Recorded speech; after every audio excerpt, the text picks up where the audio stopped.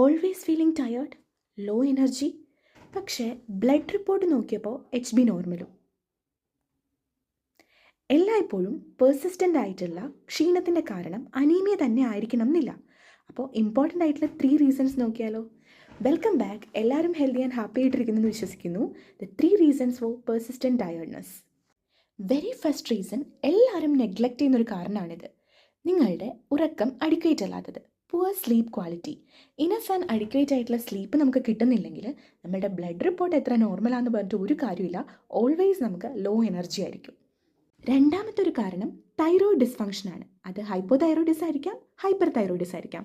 പക്ഷേ thyroid dysfunction നിങ്ങളുടെ energy ലെവൽസിനെ സാരമായിട്ട് ബാധിക്കും. തൈറോയിഡിനെ പറ്റിയിട്ടുള്ള ഒരു ഡീറ്റെയിൽഡ് വീഡിയോ നമ്മൾ ഉടനെ തന്നെ ചെയ്യുന്നതായിരിക്കും കേട്ടോ. ലാസ്റ്റ് പക്ഷേ മോസ്റ്റ് ഇമ്പോർട്ടൻ്റ് ആയിട്ടുള്ള വേറൊരു റീസണാണ് മെൻ്റൽ സ്ട്രെസ്. നിങ്ങൾ മെൻ്റലി ടയേർഡ് ആണെങ്കിൽ ഒബ്വിയസ്ലി ആ ടയേർഡ്നെസ് നിങ്ങളുടെ ബോഡിയിലും റിഫ്ലക്റ്റ് ചെയ്യും.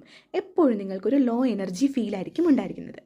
അപ്പോൾ ഇതേപോലെയുള്ള ഹെൽത്ത് റിലേറ്റഡ് ആയിട്ടുള്ള കുഞ്ഞു കുഞ്ഞു ടിപ്സും നോളജിലും ഒക്കെ ഇൻട്രസ്റ്റഡ് ആണെങ്കിൽ നമ്മുടെ ചാനൽ സബ്സ്ക്രൈബ് ചെയ്ത് കൂടെ കൂടിക്കോളൂ കേട്ടോ. നെക്സ്റ്റ് വീഡിയോ ആയിട്ട് കാണുന്നത് വരേക്കും stay healthy, stay happy, see you soon.